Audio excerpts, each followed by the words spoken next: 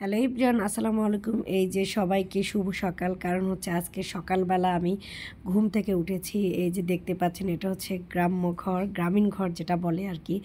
So আমি হচ্ছে ব্রাহ্মণবাড়িয়াতে বেড়াতে গিয়েছি। এখানে এসে সকালবেলা ঘুম থেকে উঠেছি। এই যে দরজার সামনে দেখা যাচ্ছে সিম গাছ। এই সিম গাছগুলোকে ব্রাহ্মণবাড়িয়ার মানুষরা বলে থাকে উশি। এটাকে ব্রাহ্মণবাড়িয়ার মানুষ উশি বলে থাকে। সো যারা হচ্ছে ব্রাহ্মণবাড়িয়াতে বেড়াতে যান এবং আত্মীয় স্বজন আছে, শুধুমাত্র তারাই টিমের সকালবেলা চলে যাচ্ছি কোথায় বলেন তো, এই যে শীতের শাল গায়ে দিয়ে চলে যাচ্ছি রাস্তা দিয়ে, গ্রামের রাস্তা দিয়ে হেঁটে বাজারে। হ্যাঁ, আজকে আমি হচ্ছে অনেক দিন পরে গ্রামের বাজারে যাচ্ছি। সো রাস্তার দুই ধারে কিন্তু এরকম গ্রামীণ চিত্র দেখা যাচ্ছে, গাছপালা এবং হচ্ছে সবুজের সমারোহ।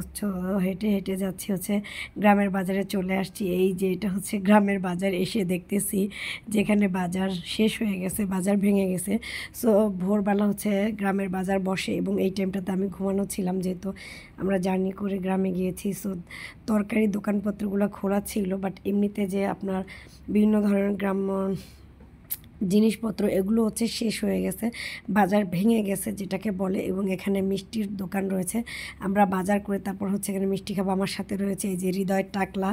সো ওকে দেখে মনে হচ্ছে একদম ও মনে হয় সেই চোরাই জগতের লোকজন। এই যে দেখেন, এখানে হচ্ছে গ্রামের একদম তাজা মাছ পানির মধ্যে এই যে হাবুডুবু খাচ্ছে, পানি খাচ্ছে বুলবুল করে। সো এরকম তাজা মাছ দেখে আমি ভিডিও করব না তা কি হয় বলেন তো।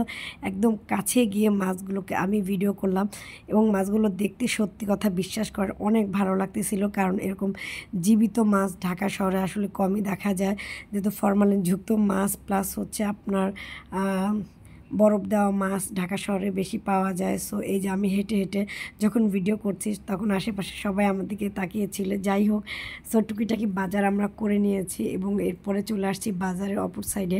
এখানে দেখতে পেলাম একদম ফাঁকা জায়গায় বিলের পাশে হচ্ছে আপনার একটা নিউ বাড়ি উঠেছে। এই বাড়িটা এর আগে কখনো আমি দেখিনি এবং বাড়িটা দেখতে আসলে খুব ভালো লাগছে।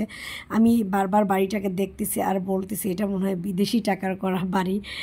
এবং বাড়ির কালারটা কিন্তু খুবই সুন্দর ছিল। বাড়ির সাইডের সিনারিগুলো একদম গ্রামীণ প্রকৃতির পরিবেশ নিয়ে এবং তার সাইডে হচ্ছে এভাবে গ্রামের সবজি চাষ হচ্ছে। সো আপনাদের ভাইয়া এখানে মোবাইল নিয়ে ভিডিও করছে। এরকম সুন্দর একটা পরিবেশে যে ভিডিও না করবে, আসলে তার মোবাইলটাই কেনা ব্যর্থ হয়ে যাবে।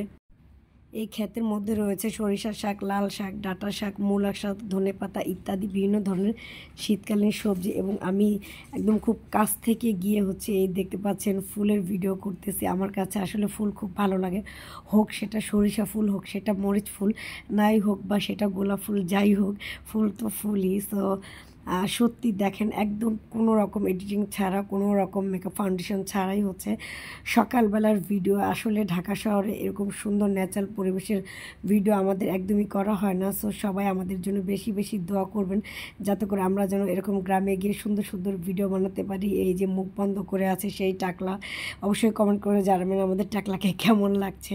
ওর নাম হচ্ছে হৃদয়। সো আপনাদের ভাইয়াও হচ্ছে আমার সাথে সুন্দর করে ভিডিও বানানোর চেষ্টা করতেছে। সবাই ভালো থাকবেন, আল্লাহ হাফেজ।